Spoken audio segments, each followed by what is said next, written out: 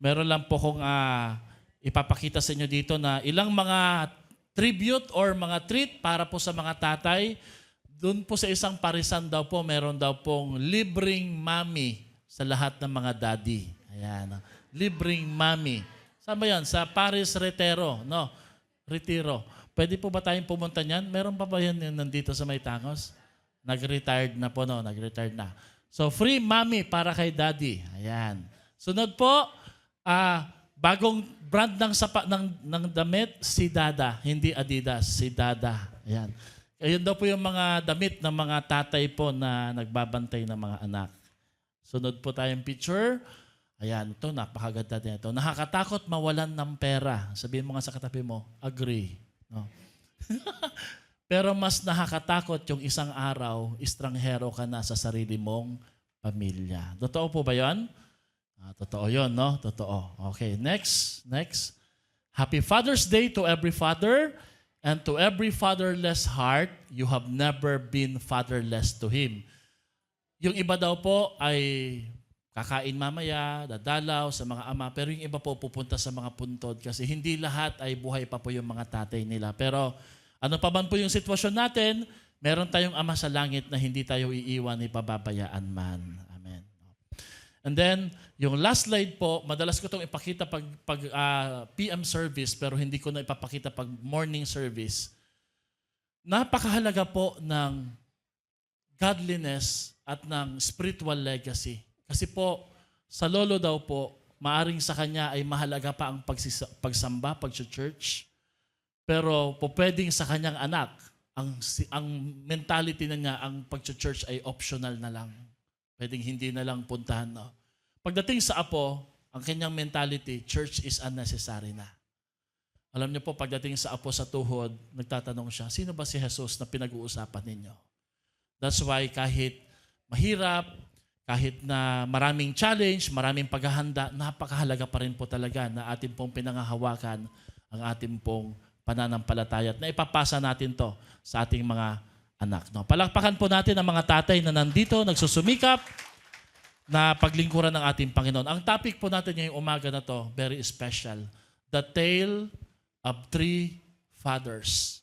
Ang kwento ng tatlong ama. Napanood nyo na po ba? Narinig nyo na po ba ang kwentong ito? Ang kwento ng tatlong ama. Galatians chapter 6 verse 7 to 10. Bawat ama ay isang magsasaka. Bawat ama ay nagtatanim ng binhi. At ang bawat binhing na itatanim ng bawat ama ay nauuwi sa isang malakihang pag-aani. At ang bawat ama na nandito ngayon ay mag-iiwan lagi ng legasiya, whether intentional or unintentional. Ito po yung sinasabi sa Galatians chapter 6 verse 7. Sabi po dito, huwag kayong padadaya. Do not be deceived. God cannot be mocked. A man reaps what he saw. And whoever sought to please their flesh, from the flesh will reap destruction. Whoever sought to please the Spirit, from the Spirit will reap eternal life. Bawat tatay ay isang sower. At alam niyo po, bilang tatay, ang mga hinahasik po natin araw-araw ay, number 1, ang ating mga salita. Kumusta po sa bahay, no? Pasigaw po ba? Pamura? Or pa-gentle, no? May malasakit ba? Naghahasik tayo sa ating tahanan, lalo na sa ating mga anak, ng ating mga halimbawa, ng ating mga prioridad. Pinapakita natin to sa kanila, ng ating karakter. Sino po ba tayo? Ng ating pananampalataya, ano ho ba yung mga pinagkakaabalahan natin, ng ating mga pagpili, ng ating pagmamahal, at ng ating mga prinsipyo. A father may forget what he planted, but the harvest never forget.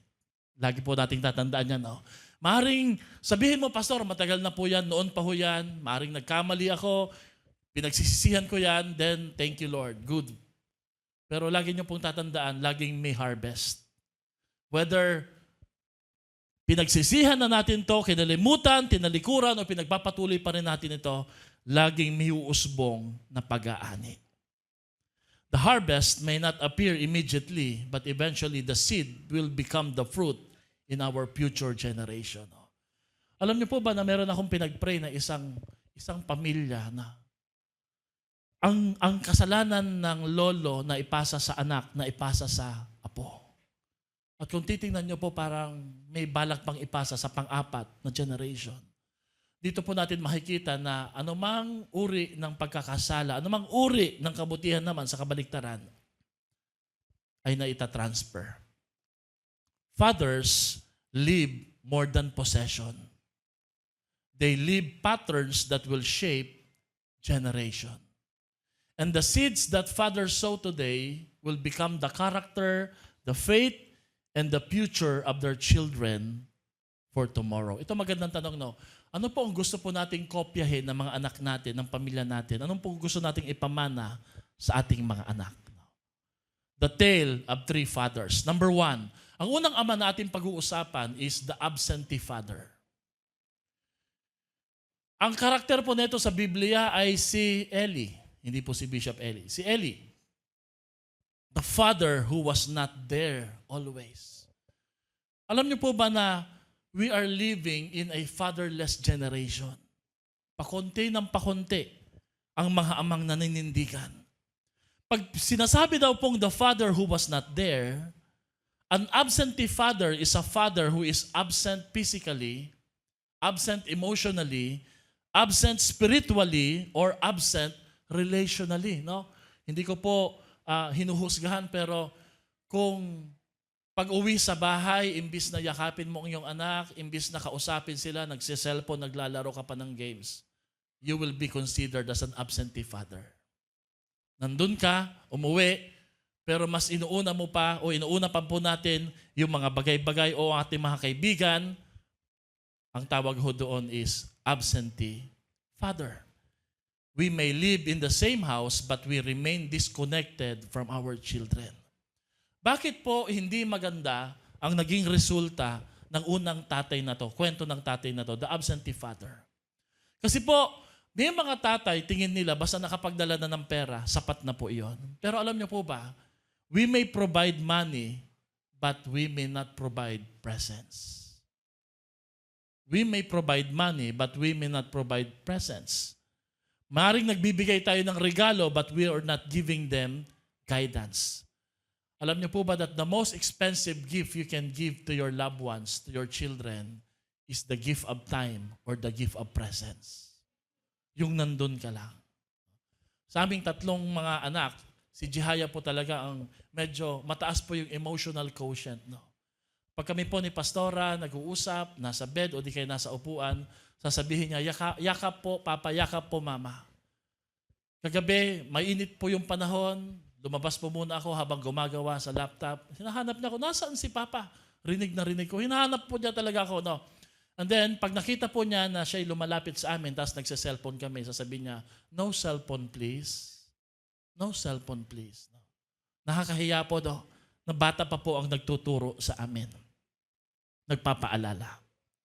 But the most expensive gift we can give to our children is not toys or money, but the gift of time. Amen po ba doon? The deepest pain of an absentee father is not what he did, but what he failed to do. Alam niyo po ba na kahit yung gumagawa ng masama at nagpapabaya, ay nakaka-develop din ng trauma. Iniisip po natin yung ginawan ng masama ang nagka-trauma. Pero sa pag-aaral po namin, kahit po yung kriminal o kahit yung pabaya, ay nakaka-develop din po ng trauma. Regret, na hindi lang po nila may express, but they too are also suffering.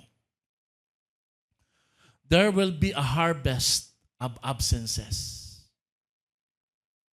The world often fills the spaces that Father will leave empty. Lahat po ng mga espasyo na hindi natin pinupunan, pupunan po yan ng mundo. Pupunan po yan ng mga hindi kaaya-ayang prinsipyo pag hindi po tayo nagbantay. Sino po itong si Eli? Eli was a servant of the temple.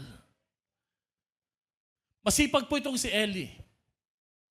Magaling, mahusay, na pare, saserdote. But the problem is, he is always on the temple, but he is always absent in their home.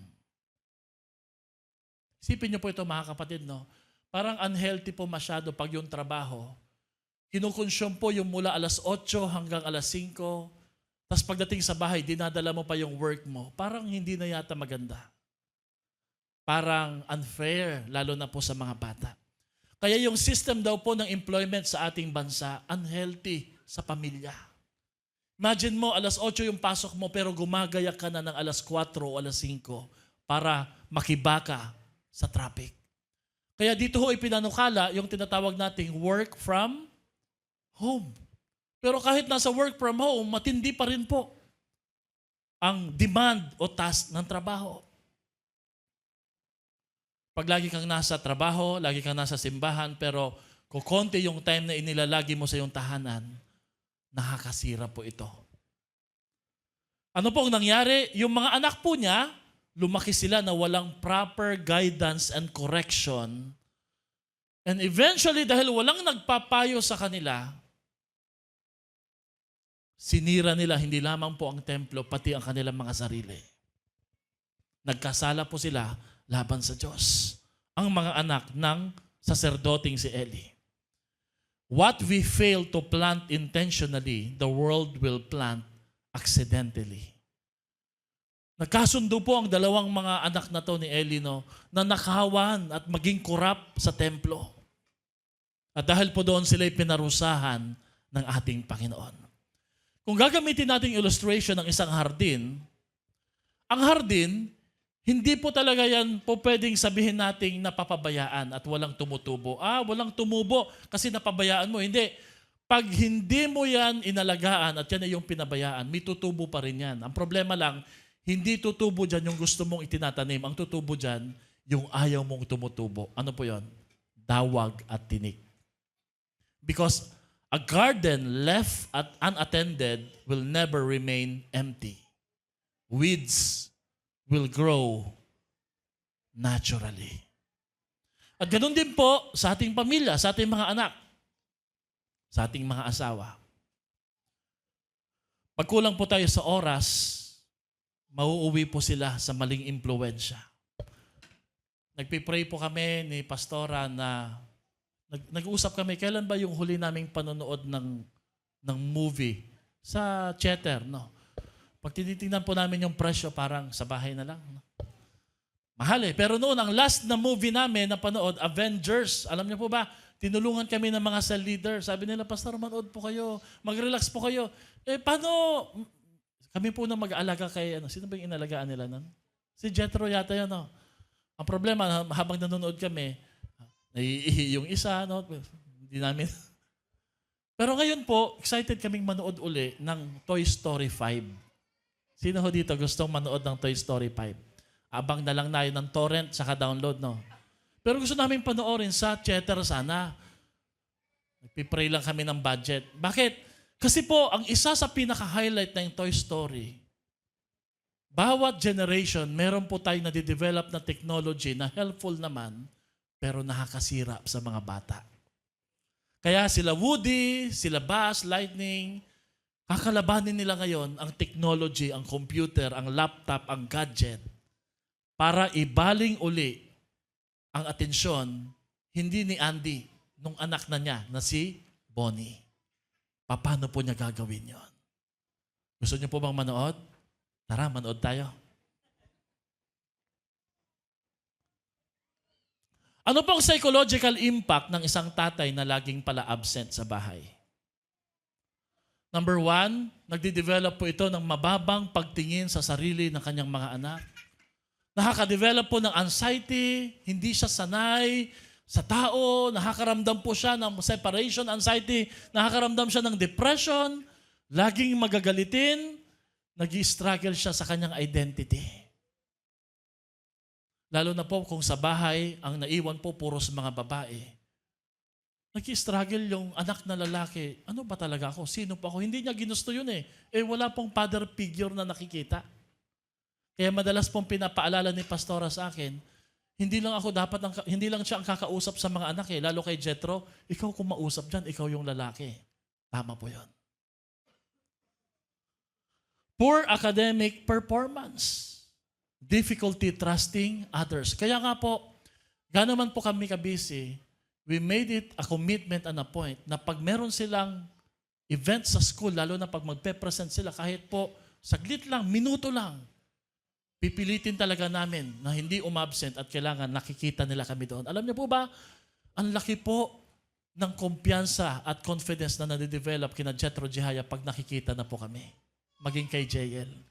Si Jihaya gumagaling sumayaw-sayaw pag nakikita na ako eh.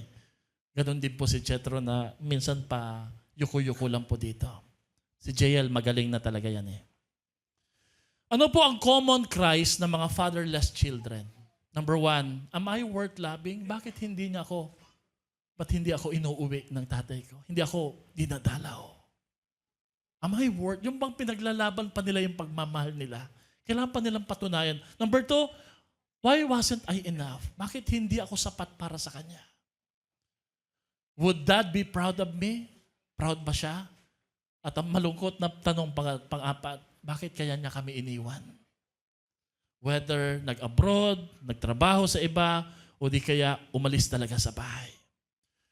Gaano ka-importante ito, hindi lang psychologically but spiritually. Because a child's first picture of God is often painted by their father. Pag nasira ang kanilang relasyon sa kanilang mga ama, malaking percentage na masisira din po yung pananaw nila at pagkakakilala sa Diyos. Kasi ang pinakamalapit po na representation ng Diyos dito sa lupa ay ang ating mga tatay. Ganun po katindi ang responsibilidad na binigay sa atin. Ano po ang tinanim ng propetang si Eli? Positivity, tolerance, pinabayaan po niya, sige, gawin nyo lang, and failure to lead them spiritually. At ano po ang inani ng tatay na si Eli? Namatay ang kanyang mga anak sa isang giyera, ang arko ay nakuha ng mga kaaway at nawala sa kanilang linya ang pagiging saserdote. Tignan niyo po kung ano yung mga tinanim niya. Positivity, tolerance of sin, failure to lead spiritually. Pag pinag-aaralan ko po kung ano nangyari kay Eli, isang bagay pong naisip ko eh. Ito po'y pwedeng maiwasan kung naglaan lang siya ng panahon. Maiiwasan po yung mga masakit na mga inanin ni Eli para sa kanyang mga anak kung naglaan lang siya ng panahon para sa kanyang pamilya. Ito po yung prinsipyo yung pwede natin matutunan kay Eli. Love without correction produces distraction. Alam niyo, pag wala po kayong time sa pamilya, wala tayong time sa ating mga anak, sige lang tayong bigay ng bigay sa gusto nila. And that's not good. That's not good. Why? Because pinupunan mo ang pagkukulang sa mga bagay na akala mo magpupuno sa kakulangan. Pero ang totoo, nakakasira. Ang kailangan po nila, quality time. Ito po yung na-realize namin sa mga anak namin, lalo na kay Jihaya. Hindi po niya kailangan ng maraming magagandang bagay. Lalo na po dun sa mga ang love language po ay touch, saka words of affirmation. Ang kailangan nila, hindi laruan, ikaw na ama. Ikaw na magulang. Amen. Children need affection, but they also need guidance and accountability. To be able to do this, time should be your ally. Hindi mo dapat kalaban ng panahon. Dapat ginagamit mo ang time para mag-produce ng quality investment with your family. Nagmamadali kang umuwi. May mga tatanggihan ka na dapat tanggihan. May mga movie o mga panoorin na hindi mo pupuntahan.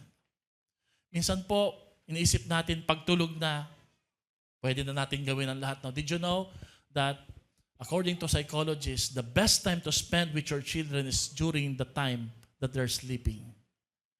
Because while they were sleeping, they're dreaming. Pag naramdaman nila nandun ka, meron pong mga tinatawag na biglang naalimpungatan sila. It give them security. Nakatabing pala nila yung tatay nila, yung mami nila, hindi pala sila iniwan, nandun lang pala sa tabi. I don't know, pero Sa amin ni Pastora, we're not perfect, no? Lagi po namin itong sinasabi. Hindi natin pwedeng iwanan yung mga bata. Kaya nga hindi siya pwedeng mag-abroad, pati ako eh. Hindi kami pwedeng maghiwalay. Bakit? Kailangan kami ng mga anak namin. Yung maramdaman yung kamay, maramdaman yung katabi, yan ay isang mga bagay na hindi natin pwedeng ipagpalit sa mga bagay na material lamang. Many fathers don't lose their children because they were too strict. They lose them because they were absent. They were passive. They were unwilling to confront destructive behavior. Hindi naman nagpasawa yan dahil masamang bata yan eh. Hindi eh. Nagpasawa yan kasi kinapos tayo ng panahon para pakinggan siya. Nagsimula yan nung nabully, nagsimula yan nung nagalit siya, and then, imbis na kausapin natin, siguro pwedeng napagalitan din natin o binigyan pa natin ng task. At dahil wala namang nag-process sa kanyang nararamdaman, tinuloy na lang niya yung alam niyang tama, yung survival. Pag ang bata daw po'y galit, that's his or her way to show her survival mode. Ito lang yung paraan ko para mabuhay. Ito lang yung paraan ko para mapansin. Gagawin ko to ng paulit-ulit.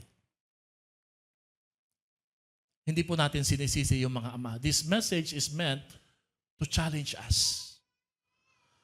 That a father's silence can become a child's stumbling block. Pag nananahimik po tayo at wala tayong binabanggit, wala tayong sinasabi, pwede yun maging katitisuran ng ating mga anak. Puntahan po natin yung mga tatay. Bakit ganito si Ellie? Bakit siya absentee? Everybody say absentee. Many absentee fathers were once wounded fathers or wounded sons. Sila rin, napabayaan din. Amen? Sila rin eh, kaya hindi natin sila pwedeng sisihin eh. Wala silang modelo. Hurt fathers often struggle to give what they never receive. Oo nga naman, paano sila makapagbibigay kung di naman nila ito matanggap? Kaya pansinin niyo po pagdating sa emotional at malalimang pag-uusap sa anak, lalo na pag anak mo babae, hirap ang lalaki mag-express. Ano sasabihin niya? Ikaw na muna dyan. Lalabas siya. Bakit hirap? Kasi po, ganito po tayo pinalaki. Ito yung upbringing po natin.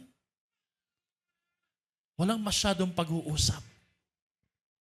Sino ho dito naalala nung bata ka, no? Napalo ka. Habang umiiyak ka, pinatitigil ka. Palo pa rin. Masakit. Walang nagpo-proseso. Nagbibiroon kami ni Pastora. Isa lang dapat nagagalit sa bahay. Pag nagalit yung tatay, yung nanay, medyo kalmado. Okay po ba yun? Pero minsan nagsasabay, no? So pag nagalit ako o ako yung nagdisiplina, si Aiza yung sasalo at kakausapin. Ano nangyari? Ba't ka napalo? No. Ang masaklap yung pareho kayong namamalo. Sino ho dito may kakilalang tatay na sabik mamalo lagi, no? Parang laging gustong mamalo lagi, no? Ano po ang redemption ng isang absentee father? Everybody say, good news. The good news is, fathers can change. Kung ikaw po ay naging absentee, kung ikaw po ay nakaranas ng isang absentee family, number one na dapat natin gawin, una, acknowledge the absence. Stop making excuses. Huwag mong sabihin na, kailangan kong magtrabaho, kailangan kong gawin ito. Stop making excuses. Everybody say, stop. Stop making excuses. Number two, repent. Ask God and family for forgiveness. Again, ulitin ko po ha, pag naghihingi tayo ng sorry, hindi ka nagdi-demand, nagre-request ka. Pag nag-sorry ka sa wife mo at sa anak mo, huwag kang magalit kung hindi pa siya sumasagot. Natural. Hindi yan kagad sasagot. Napalo mo eh. Antayin mo na huminahon muna siya. Kasi when you say, I'm sorry, may karugtong yan eh. Everybody say, I'm sorry. Would you forgive me? So, nakikiusap ka. Everybody say, nakikiusap. Hindi ka nagdi-demand. Aantayin mo yung space. Mahalaga po ang space. At pangatlo, learn to reconnect. Start spending intentional time, be present. Amen? It's never too late to become the father you should have been. Hindi pa huli ang lahat para maging ama. na gusto mong maging ikaw para sa iyong mga anak. Because a child may outgrow toys, but never the need for a father's love. Kahit lumaki na yan, kahit magdalaga na yan, kahit magbinata na yan, hahanapin pa rin nila ang yakap ng isang ama. Palakpakan natin ang mga tatay. Tama, di ba? And the greatest inheritance a father leave is not money, but sino ho dito, kahit may asawa ka na, malaki ka na, pag nagkakaroon ka ng challenge sa buhay, iniisip mo lagi, sana nandito si Papa. Meron pa nga umiiyak, Papa, Tatay. Bakit? Ramdam nila yung presensya ng isang ama. The first story about a father is the absentee father. Number 2, the second father that we're going to talk about is the angry father. Marami tayong ganyan. Ayun, may mga ano tayo, di ba? Sino dito may angry father lagi, no? Wala ka pang ginagawa, galit na kagad. Si Saul. Si Saul po ito eh. Pero kaya po siya angry kasi wounded siya. Kayong mga anak, intindihin nyo rin yung tatay. Kaya nga po, ako nag-aral ng counseling eh. Tinuturo ko to sa mga leaders. Bakit? Gusto po natin, hindi lang tayong turo ng Bible verse. Gusto nating intindihin yung pinagdadaanan ng bawat isa. Ayaw nating maging theological lang. Gusto natin maging relational din po. Si Saul, not all fathers live by absence. Alam niyo po ba, hindi lahat ng mga tatay umaalis, absentee. Some of them stay while being hurt. And this is very dangerous. Why? Kasi pag nananatili ka sa isang posisyon na very powerful ang influence bilang ama, tapos hurting ka, you will do more harm than good. Makakapanagit ka, imbis na makakapagpagaling o makakatulong. This is damaging. Everybody say, damaging. Alam niyo ba yung sabihin ng damaging? Maraming damage. Damaging. Sa papamagitan po ng harsh words, neglect, criticism, abuse, favoritism, and uncontrolled anger. Isang halimbawa po dito, si Saul at ang kanyang anak. Anong pangalan ng anak ni Saul? Jonathan. Saan nagsimula ang galit ni Saul? Saul's anger started from his insecurity. At nag-create po ito ng pain sa kanyang household. Alam niyo po ba na maraming mga tatay, mga lalaki na insecure, na kailangan po natin talagang tulungan, pakinggan at ipanalangin. The result is the wounds of Saul's heart become the battlefield of Jonathan. Naging digmaan. Ano po ibig sabihin ng battlefield? May mga bata ayaw umuwi sa bahay dahil sa kanilang tatay. Yung house na dapat refuge, naging battlefield. Ibig sabihin po nun, parang mas gusto nilang magstay pa, maglinger pa ng matagal sa bahay, sa labas, kesa umuwi sa bahay. At ito po yung nagmumula sa insecurity ng tatay. Pain, if not healed, will become pain repeated. Pag ang isang wound o offenses ay hindi po na-process, hindi napagaling, ipapasa mo to sa iyong pamilya. Pag nauso o nakagawian na ang pagsigaw, bulyawan, galit, paninisi, now it becomes a cycle. Pero alam niyo po ba, Saul was not born an angry man. Hindi po siya pinanganak na galit agad. He just became an angry father through unguarded insecurity, fear, jealousy, and unhealed wounds. Meron po siyang mga tinatagong sakit na hindi po niya naipagkatiwala sa ating Panginoon. Eventually, itong mga internal battles na to affected his family.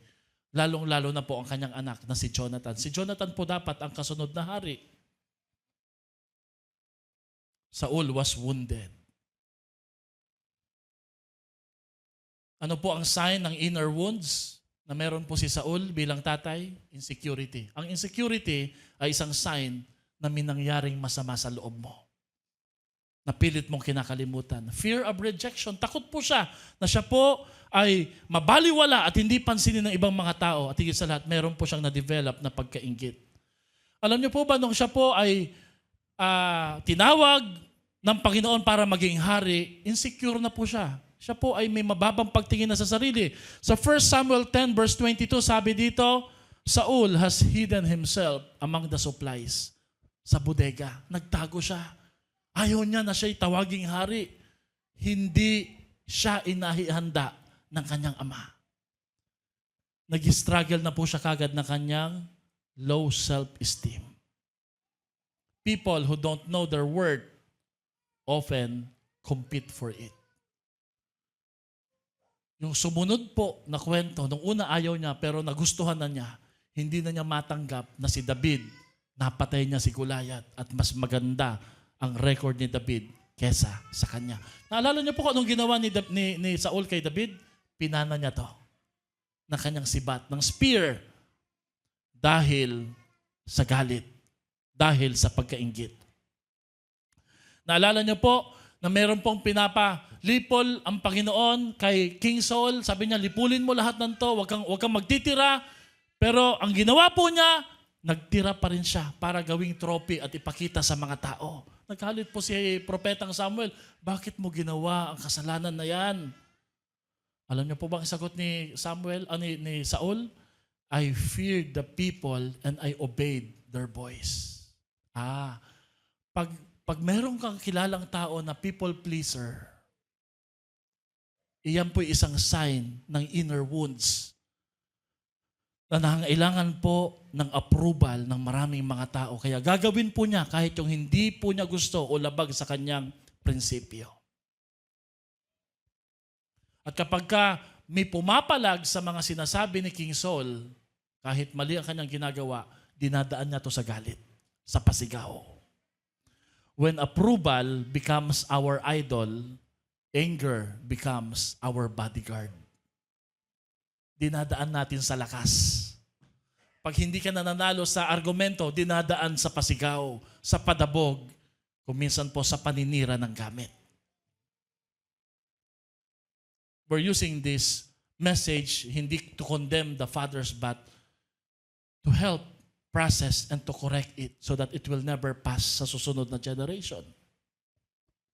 Amen po ba doon?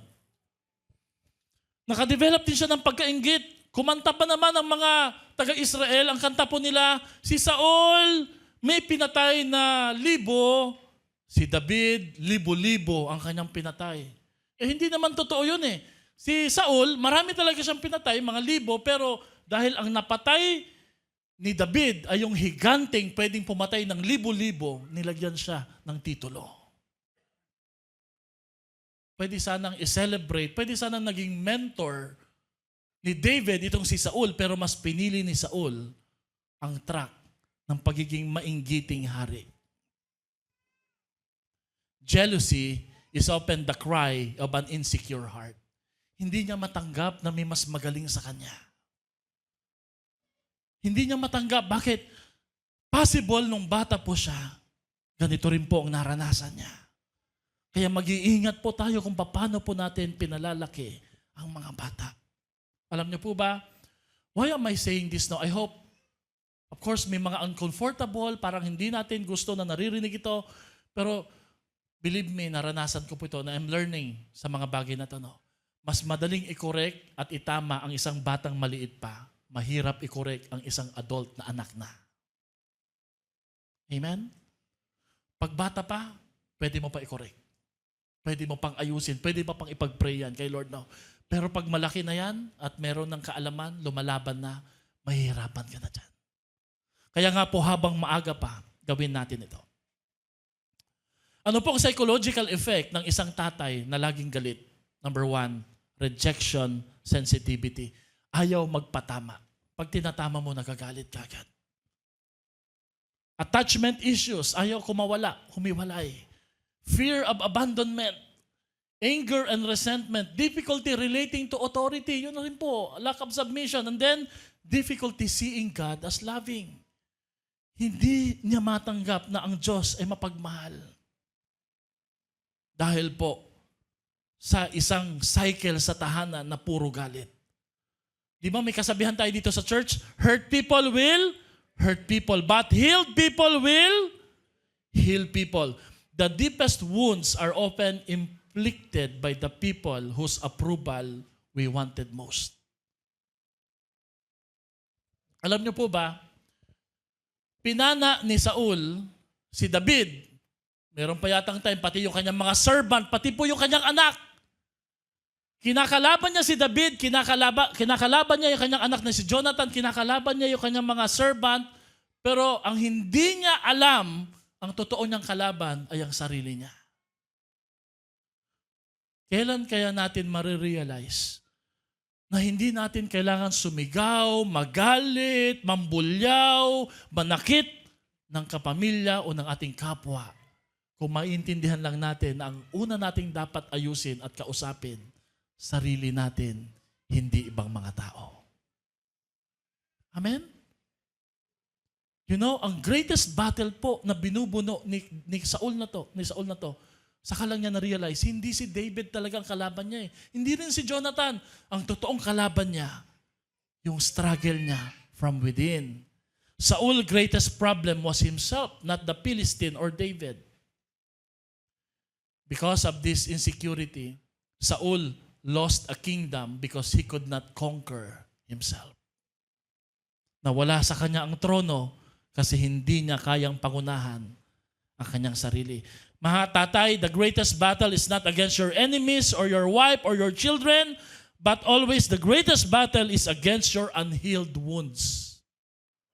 Yung hindi po na proseso at hindi napagaling. People often attack others when they are really fighting themselves. Ang dapat sana talaga nilang kinakalaban, ang kanilang mga sarili. Hurt fathers will raise hurting children. The anger you refuse to heal today may become the inheritance of your children tomorrow. Darating yung time na pati ikaw, babalikan. Di ba may kasabihan kami, may mga kasabihan mga young people dito may balik yan. Ewan ko bakit nila nasabi yan. No? May balik yan. Hindi ko alam yung context na yan no? Pero totoo yan, may balik nga talaga yan. Can I just share this story? Medyo malungkot, mahirap maintindihan. No? May isang tatay, nung tumanda na yung kanyang nanay, pinapakain lang po niya sa baon ng nyog. Pinubulyawan niya, sinisigawan niya. Kasi itong nanay na to, yung tatay na to, hindi naging mabuti para sa kanya. Ang problema po, napapanood siya ng kanyang anak. At habang ginagawa po niya ito, na-absorb na kanyang anak, ang sinasabi at ginagawa niya sa kanyang tatay at nanay, at nangako ang bata na ito, sabi niya, paglaki ko, ganito rin po gagawin ko sa inyo, tay. And true enough, ganun din po ang nagawa. At ginawa niya sa kanyang tatay. May balik nga talaga iyan. Pero ayaw nating magpatuloy yung cycle na yan. Gusto nating putulin ang cycle na yan. Amen? The blood of Jesus will help us cut and break the cycle. Amen. So paano ho gagaling ang isang magagaliting tatay? Number 1, admit the wound. Sabihin mo nga sa katabi mo, aminin mo. Number 2, bring the wound to God. Dalhin mo ang sakit na nararamdaman mo. Ang problema sa mga tatay, pwede ba ako maging honest? Lumalayo. Kung kailan lalapitan mo. Ayaw. Alam niyo po, kaya po ako nag-aral ng counseling because I want to help feel every father understand na may nakakaintindi sa kanila. Huwag po kayo lalayo. Bakit? Alam niyo po ba na ang church na to ay nagpuproduce hindi lang po ng future disciple. Ang church na to ay pangarap mag-produce ng mga godly fathers pagdating ng panahon. We are discipling young people. We are discipling people to correct yung mga bagay na hindi na ituro sa atin. Amen? Kaya pansinin niyo po, ano pong napapansin niyo pag Sunday services, no? Ang topic na tinuturo ko dito, hindi po more on theological, more on practical. More on experiential. Yung kahapon, yung preach ko po sa young people, more on naranasan ko. Bakit? Gusto kong makita ninyo, hindi kami perfecto dito. Pero may perpekto tayong Diyos na nag-aayos sa atin at kaya tayong baguhin at kaya tayong pagpalain sa biyaya ng ating Panginoon. Kasi nakita po namin ni Pastora, lalo ako, 23 years na po akong pastor eh, kung paano sinisira ng galit ang isang tahanan. And looking back po, naisip ko, hindi talaga magagalitin yung tatay na to eh. Merong part sa kanya na hindi niya naibukas, hindi niya na-open. At lagi kami nagpipray, no, Lord, ano kaya nangyari kung nakausap ko to? Ano kaya nangyari kung nakipag-usap siya? Ano kaya nangyari kung nanatili siya sa church na to? That family could have been protected or preserved. You know, it hurts us pag meron pong nangyayaring hindi maganda. So you bring the wound to God. Sabihin mo nga, dalhin mo kay Lord. Go! Number 3, learn to bless instead of wounding people. Pag laging mura lumalabas sa bibig po natin, no matter ano man yung ating kasabihan na expression lang po yan, ha-adapt po yan ng pamilya. Ano pong sabi sa Proverbs 18:21? Death and life are in the power of the tongue. Ito pong lumalabas sa bibig natin, pwedeng makasira, pwedeng magtayo ng isang matibay na relasyon. Bantayan mo ang iyong bibig. A father's anger may last a moment, but its impact can last generation. Nagalit tayo, may nasabi tayo hindi maganda, may nagawa tayo hindi maganda, gusto na natin magsisi, huli na. Bakit? May epekto na nangyari. Psychologist says na pag may nasabi tayo hindi maganda, kahit anong bawi mo doon, nag-stay na yan sa brain. Hindi na yan mawawala. It will condemn the person na sinabihan mo. Kaya mag-iingat po tayo lagi. Amen? Question. What wound am I carrying? What anger am I passing on? What spear do I need to lay down? Ano yung mga binabato natin na dapat ibaba natin? Yung pride, yung gamit, yung puso. Anong galit ang kailangan nating isuko kay Lord? Alam nyo, pinag-uusapan namin dito sa church, kahit sa mga leaders, sa mga tatay, we talk about not just the Bible, we talk about the struggle. We don't talk about the success. Maraming successful pero nag-struggle eh. We talk about reality. Being honest, being humble. Nakita niyo po si Berwin Mayley ba yun? No? Nagkaroon ng infidelity sa kanyang asawa, nagka-problema sila, pero naayos. Naayos kasi may nagpaayos. Pwedeng maayos sa biyaya ng Diyos. Amen? Amen. Healed fathers will build healed families. And healed families will build healed generation. Yan yung prayer po natin. Absentee father, number 2. Angry father. Meron pa ho bang ititindi dito? Meron pa po, pangatlo. Awful father. Si Manase. Alam niyo itong si Manase? Pag nakilala mo to, siya yung tinuguri ang the most wicked king ever to rule Israel. Sobrang masama. Pag na-meet mo tong si Manase, mamamanas ka. Mamanasin ka talaga. No, 2 Kings chapter 21, 1-18. Prinomote niya yung idolatry, maraming pagsamba sa Diyos-Diyosan, nag-promote siya ng witchcraft, pwedeng pagsabayin ng pagsamba sa Diyos sa templo. Sa ibang araw, pwede kang lumapit sa mga albularyo, pwede kang lumapit sa mga anito. At inilayo niya ang buong nation ng Israel papalayo sa Diyos. Remember ha? If you are given a position or a title, you have an influence. Lagi ko po itong sinasabi sa mga leaders, no? Sino mang tatayo dito, hindi naman tayo perfect, no? Hindi naman tayo masyadong mataas ang standard, no? But we always check the spirit. Why? Kasi pag tumayo ka dito, yung spiritong dala mo, itatransfer mo sa congregation. Pag tinatanong po kami, tatanungin ko yung mga leaders, pwede ba nating invite to? Minsan ako po nagdi-decide, sumunod sila na eh. Pastor, wag po muna eh. Nagigets na nila. Why? They know that a spirit or an attitude is being protected in this church. Hindi porket magaling, pwede na. Ang mahalaga, yung puso. Amen? Sa bahay, pinagkatiwalaan ka bilang kuya, bilang ate, bilang guardian, bilang tatay. How are you using your influence? Ako masusunod dito. Ako nagdadala ng bacon. Dumating si Mrs., hindi lang bacon yung dala, buong baboy. Pantay na ngayon, di ba? Mas magaling na yung mga babae. Hindi lang bacon to, hindi lang tinapyas. Buong baboy talaga binagsak Mag-iingat po tayo sa authority o titulo na dala natin. Hindi po ginamit ni Manase ang kanyang titulo para mag-lead ng godliness sa Israel. Generation suffered because of the seeds that he planted. Ano pong sinow ni Manase? Rebellion, false worship, spiritual compromise. Ano po ang narip o inani? Damaged nation. Meron nga pong kasabihan, children rarely rise above what parents repeatedly celebrate. Hindi nilalagpasan ng mga anak kung ano yung pinapayagan ng mga magulang kahit mali. Pwedeng sabihin ng mga tatay, it's my life, it's my choice. But it can affect other people. Private sin rarely stays private. It eventually affects other people.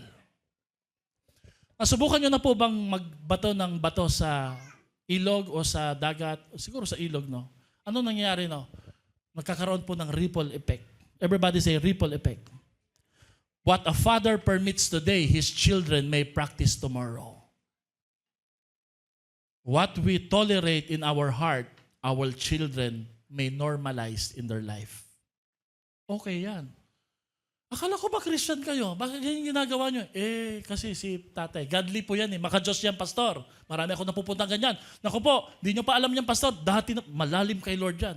Ba't may alak dito? Ba't nagyuyo si tatay mo? Kasi pastor, godly po yan. Kailan? Pagtulog. Pagtulog. Sorry po when I say this Alam mo kasi, ang alam ko sa godliness, model kay Lord. Hindi perfect, pero model. Pinipilit niya kung ano yung tama. Amen? Minsan inutusan po ako, nung bata pa po binata, Albert, isoli mo nga tong red horse doon sa tindahan. Alam mo, meron pong isa kong tito, sinaway ako. Sabi niya, huwag mo isoli yan, bro. Huwag mo ipasoli sa bata. Sabi, bakit? Pinapasoli ko lang. May deposito po ang mga red horse ng dati, di ba? Meron pa rin ba ngayon? Tinitingnan ko sino mag-oo Kasi nagre-red horse. Sino? Meron pa bang deposito? Hindi namin alam, pastor. Good. So, hindi din na umiinom, no? Ano? Pinapasoli. Alam mo, sabi ng tito ko na Christian, pag pinasoli mo yan sa anak mo, hindi mo ba alam na batang simbahan yan? Ano na lang sasabihin ng mga kapitbahay natin? Noon po, ang taas po ng moralidad, pagtingin ng paggalang ng tao. Sabi niya, wag mong gawin yan. Masisira anak mo. And I'm always grateful na may mga ganong tatay o mga ama, mga lalaki that they're preserving the integrity and the morality of their children. Amen? Anak, bili ka nga ng Yossi. Huwag mong utusan yan. Hindi, okay lang. Hope naman Christian hope. Hope, may hope pa rin ba ngayon? Ganon pa rin po masama. 2 Kings chapter 21 verse 6. Matindi. Manase sacrificed his own son in the fire. Pati anak niya, inalay niya sa Diyos-Diyosan. Yung pinahintulutan niya na sa kanya lang, inimplement na niya sa kanyang mga anak. Ito yung time na hindi mo na kailangan sundin yung tatay mo pag ganito nang ginagawa. You have the right to say, no, I respect you, Papa, o Ma'am, o Daddy, o Tatay, pero hindi na po tama yan. Magagalit po ang Diyos sa atin yan. Amen? Magagalit po ang Diyos sa atin yan. At kung ikaw ang tatay sinasabihan ng ganyan, mahiya tayo. Bakit? Mas alam pa ng bata yung tama kaysa sa alam mong tama pero hindi natin ginagawa. Pastor, Father's Day to dapat masaya Mamaya masasaya tayo ng konti Many fathers do not sacrifice children on altar, but some of them sacrifice them on career, addiction, affairs, ambition, pleasure, materialism. Pag binigyan ka ng malaking sahod ngayon, iiwanan mo yung pamilya mo, kailangan mo silang isuko, matagal, bago kayo magkita, ano pipiliin mo? Parang hirap, no? Kasi kailangan din natin ng pera, di ba? Kami ni Pastora, meron kaming prinsipyo. Pag may mag-a-abroad sa amin, dapat kasama lahat. Pag may malilipat kami sa ministry, hindi pwedeng ako lang lilipat. Kailangan kasama kami lahat. Bakit? Hindi dapat naghihiwalay ang isang pamilya. Sama-sama lagi. Amen? Parang wala nag-amen na. Basta nag-abroad na po ba kayo? Paulit-ulit yung abroad nyo eh. Kunwari lang. Kunwari. Some father lose their children not by fire, but by neglect. Anything a father loves more than God eventually cost him his family. 2 Chronicles 33 verse 22, he did evil in the sight of the Lord as Manasseh his father had. Ito na yung kanyang anak. Mas matindi ang ginawa ni Amon na anak ni Manasseh. Sabi niya, Daddy, di naman ako pwedeng magpatalo. Kung mas masama ka ba, dapat mas matindi ako. Grabe, no? Mas matindi ang kasamaan na dinala ni Amon. Pero may pag-asa sa mga Manasseh na tatay. Ano pong pag-asa? Repentance. Everybody say repentance. Unlike other evil king, Manasseh repented and go back to the Lord. Palakpakan nga po natin to, no? At ang sabi ni Lord, pinatawad niya si Manasseh. Sino ho dito nagpipray, may pag-asa pa po ang family ko. Kailangan lang magsisi sa Panginoon. Pero kung tinatolerate yung masama, di nakikita na masama ito, walang pagsisising mangyayari. Forgiveness is immediate. Rebuilding trust is a process, but it's never too late. Everybody say, never too late. Hindi pa huli ang lahat. May pag-asa pa. Pinatawad siya ng Diyos. Don't wait until it's too late. Repent. Repent. The best time to change is today. Everybody say today. And the best time to plant good seeds, now. No father is beyond repentance. No family is beyond redemption. No legacy is beyond God's power to transform. Yung pamilya mo at pamilya ko, kayang baguhin ni Lord yan. Kayang pagpalain ng Diyos yan. Kayang paunlarin ng Panginoon yan. Amen? Palakpakan natin si Lord. Amen. Absentee father, angry father, awful father. Wait, may pang-apat. The adoring, acceptable Abba Father. From broken father to the perfect father. Ano pong sabi sa Psalms 27 verse 10? Iwanan man ako ng aking tatay o ng nanay ko, hindi ako iiwanan ng aking Diyos. Kung sakali po na naging masama ang iyong ama, kung sakaling wala ka ng ama ngayon, ang sinasabi ng Diyos sa iyo ngayon, mga anak, anak, I see you. Anak, I know you. Anak, I choose you. And I will never leave you. Hindi iiwanan ng iyong Diyos na ito, no? Ng ama na to. The father who left cannot cancel the father who loves and stay. Pagpalagay na natin may umalis, may nang iwan, hindi pa rin niya kayang pantayan yung pagmamahal na pinunan ng Diyos Ama na nanatili at yumakap at nagmamahal sa iyo. Sino ho dito wala ng mga ama sa buhay? Your earthly father may have been absent from your story, but God has never been absent from your life. Tingnan mo na yung sarili mo. Hindi ka pinabayaan ng Diyos. Pinalalakas ka lagi ng ating Panginoon. At ang Diyos po ang nangako, hindi kita anak iiwan ni pababayaan man. Palakpakan natin ng Lord sa buhay natin. Mga kapatid, ngayong umaga na to, your family history may explain you, but it does not have to imprison you.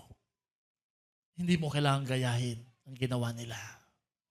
Pwede mong baguhin ito. God can break in one generation what Satan built over many generations. Ngayon pa kayang Christian ka na, disciple ka na kay Lord, nagbabasa ka na ng Bible, nagpipraise ka na sa Kanya, gagamitin ka ni Lord para lumabas ang isang godly family sa buhay mo. Paano ko nasabi yan, Pastor? Romans 8:15 says, you receive the spirit of adoption by whom we cry, Abba, Father. Everybody say, Abba, Father. Abba, Father. Alam niyo sabihin ng Abba? Daddy, Papa, Tatay. A very intimate word, no? Ang sabi sa Psalms 27 verse 10, Even if my father and mother abandon me, the Lord will hold me close. The Lord will hold me close. The first three fathers tells us about what sin does. But the fourth father, Jesus, God, shows us what grace can do in our life. Maybe you have been an absentee father before. Maybe you have been an angry father or you have been an awful father. Pero gusto ko sabihin sa ito, your story does not end here. God can change you. God can redeem you. Kailangan mo lang bumaling pabalik sa ating Panginoon. Because the greatest healing in life is discovering that your earthly father is not your final father. Your heavenly Father gets the last word. Ako anak ang tutulong sa iyo. Hindi pa ako tapos sa buhay mo. Kung wala kang ama, sabi ni Lord, 68 verse 5 ng Psalms, ako ang ama ng mga walang ama. Ako ang tagapagtanggol sa mga balo. At ang pangako niya sa Malakay 4 verse 6, ibabaling ng Diyos ang puso ng mga ama pabalik sa kanilang mga anak. At ibabaling ng Diyos ang puso ng mga anak pabalik sa kanilang mga ama. Ano pong tawag dito? Restoration, redemption. Amen. Tayo po'y tumayo para sa isang panalangin. Awitin po natin yung inawit po kanina patungkol po sa Diyos bilang ating Diyos Ama. Siya ang pang-apat na Ama na kailangan at matagal na nating inaantay. Siya ang Ama na nagmamahal sa atin. Siya ang Ama na matagal nang sabik sa pagbabalik natin sa Kanyang piling. Pikit po natin yung ating mga mata.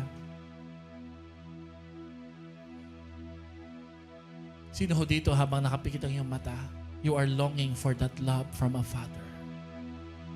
Sino ho dito, tatay ka, pero inaamin mo, yes, Pastor, kagaya mo, Pastor, kagaya ko. Ako rin po yung may kahinaan. I have been an absentee father. I have been angry all my life. I have been awful. Pangit yung influence at legacy ko. Pero Lord, sa umagang ito, inaamin ko, kailangan ko ang pagmamahal ng Abba Father. Kailangan ko ng iyakap. Kailangan ko ng modelo. Kailangan kong magpaturo. Kailangan ko magpakumbaba. Para mabago po ang generation ng pamilya ko. Raise your hand if you want to be prayed for ngayong umaga na to. If you're saying, Lord, I need Abba Father in my life. Lord, sinusuko po namin sa inyo ang aming mga buhay. Today, na meron pong pagpapakumbaba, meron pong pag-amin at pagtatapat. Minsan kaming nagpapabaya, minsan kaming nagwawala. Minsan kaming gumagawa ng masama. Pero salamat, hanggang ngayon buhay pa rin kami. Dahil may Diyos na nagpapatawad, may Diyos na nagbibigay ng pagkakataon. Panginoon, siguro nga Lord, kailangan namin yung yakap na iyon noon, nung mga bata pa kami. Kailangan namin, Lord, yung comfort na iyon, yung mga salita na nagpapalakas. Na pag nadadapa, hindi pagalit agad ang natatanggap, kundi yung yakap at haplos ng isang ama na mapagmahal. Lord, we need more of that kind of love, Lord. And thank you, Lord, kasi nasa inyo yung love na yan. Lord, bumabalik po kami sa inyo ngayon. Bumabalik kami para tanggapin yung mga yakap na nakaabang para sa amin. Kagaya ng prodigal son, Lord. Babalik kami sa iyong yakap at sa iyong piling. O Ama, Abba Father, salamat sa pagmamahal mo sa amin. Amen at amen.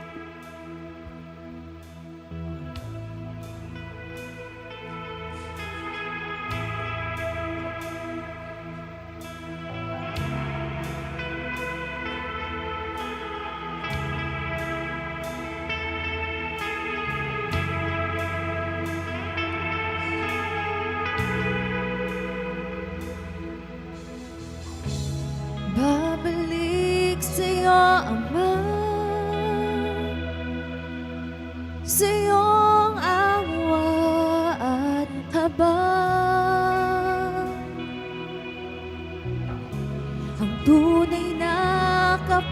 kapayapaan sa'yo lamang matatagpuan. Kay rami mang pagkukulang sa'yo, minamahal mo pa rin. Tinawag mo akong anak, niyakap mo at hinangkat kay lawak ng pag-ibig mo sa aming mga kasalanan.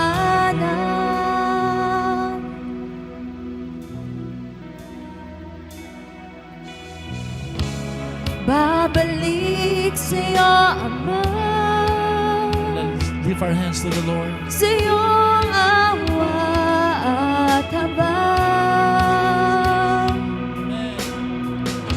ang tunay na kapayapaan sa iyo lamang matatagpuan.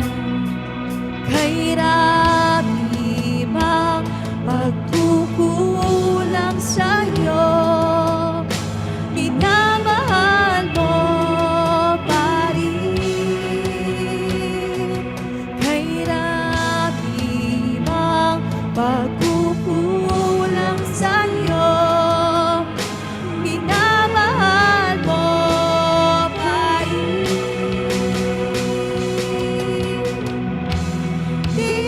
Tinawag mo akong anak, niyakap mo at hinangkat kay lawak ng pag-ibig mo sa aming mga kasalanan.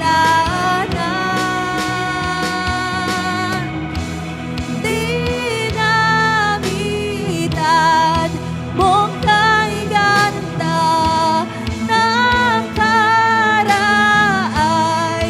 nilimot na kay lawak ng pag-ibig mo sa aming mga kasalanan.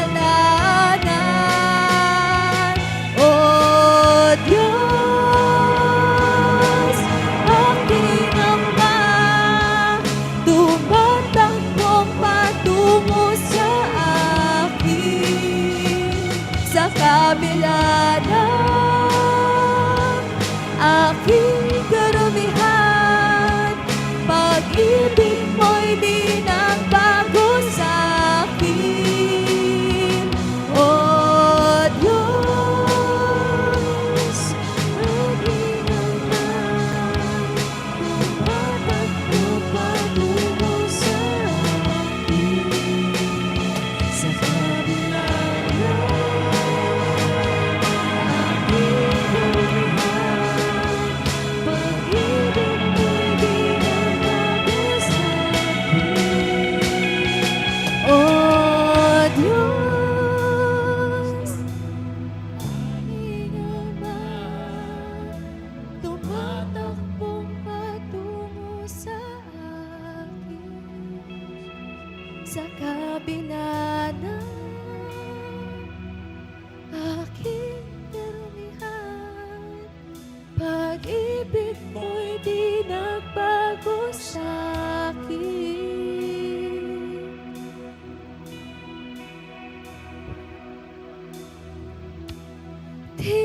Tinawag mo akong anak, niyakap mo at hinangkat kay lawak ng pag-ibig mo sa